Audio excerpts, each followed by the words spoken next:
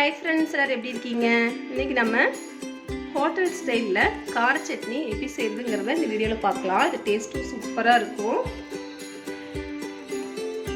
சட்னி செய்கிறதுக்கு ஃபஸ்ட்டு ஒரு பாத்திரத்தில் நம்ம ஒரு ஸ்பூன் அளவுக்கு எண்ணெய் சேர்த்துக்கலாம்.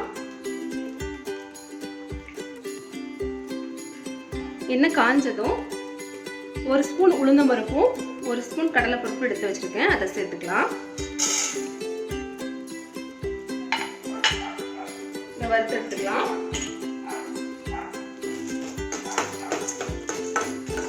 நல்லா செவந்ததும் இதை தனியாக எடுத்து வச்சுக்கோங்க.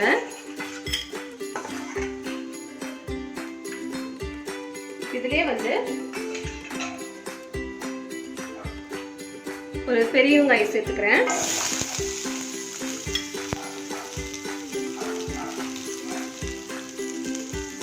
நாலு பல் பூண்டு அதை சேர்த்துக்கலாம். இதை கொஞ்சமாக வறுத்துக்குங்க, வணக்கிக்கலாம்.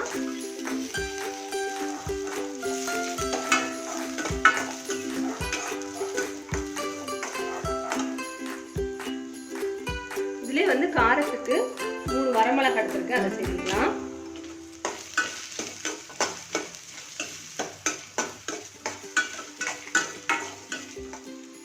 பாருங்க, வெங்காயம் வணங்கிடுச்சு. இப்போ நம்ம இதில் இருக்கிற வரமிளகாய் மட்டும் எடுத்து நம்ம தனியாக வச்சுக்கலாம்.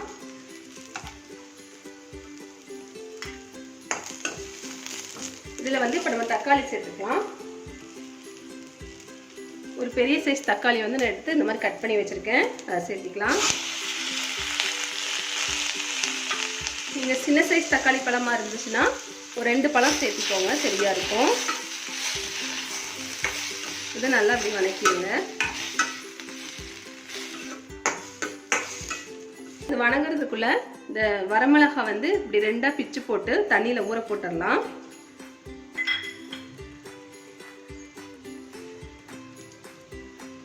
இப்படி 3 வரமிளகாயுமே இப்படி நல்லா இப்படி பிச்சு போட்டு தண்ணியில் போட்டுருங்க.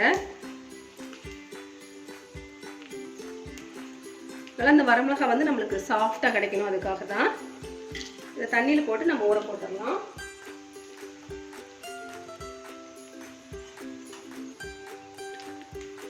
இது ஒரு சைடு வச்சிருங்க.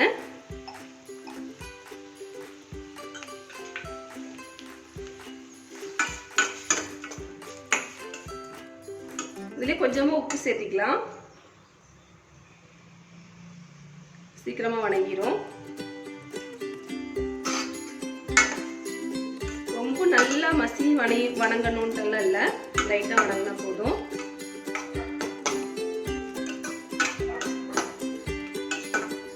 பாருங்க, இதுவும் நல்லா வணங்கிடுச்சு. இப்போ நம்ம ஸ்டவ் ஆஃப் பண்ணிட்டு நம்ம இதை ஆற வச்சுட்டு அரைச்சிக்கலாம்.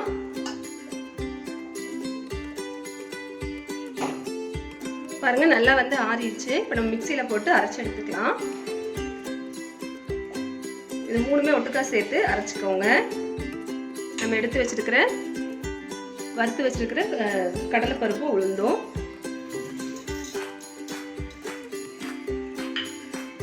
எடுத்து வச்சிருக்கிற வரமிளகாய் அது தண்ணியோடவே சேர்த்துக்கலாம்.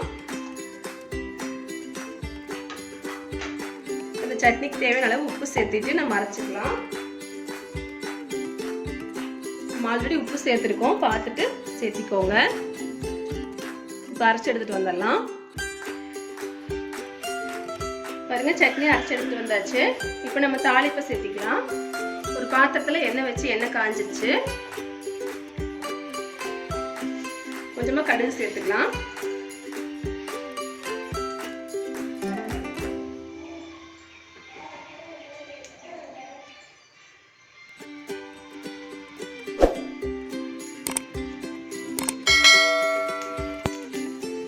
கடுகு பொரிஞ்சதும் ஸ்டவ் ஆஃப் பண்ணிட்டு கருவேப்பிலை இலைகள் கொஞ்சமாக சேர்த்துக்கலாம்.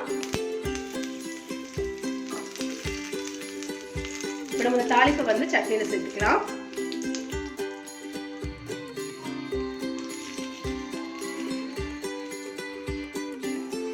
நம்மளோட டேஸ்டியான ஹோட்டல் ஸ்டைல் கார சட்னி சூப்பராக தயாராகிடுச்சு. நீங்களும் கண்டிப்பாக இதே மெத்தடில் ட்ரை பண்ணி பாருங்கள், சூப்பராக இருக்கும். ட்ரை பண்ணி பார்த்துட்டு எப்படி வந்துச்சுன்னா உங்கள் ஃபீட்பேக் கமெண்ட் பாக்ஸில் சொல்ல மறந்துடாதீங்க.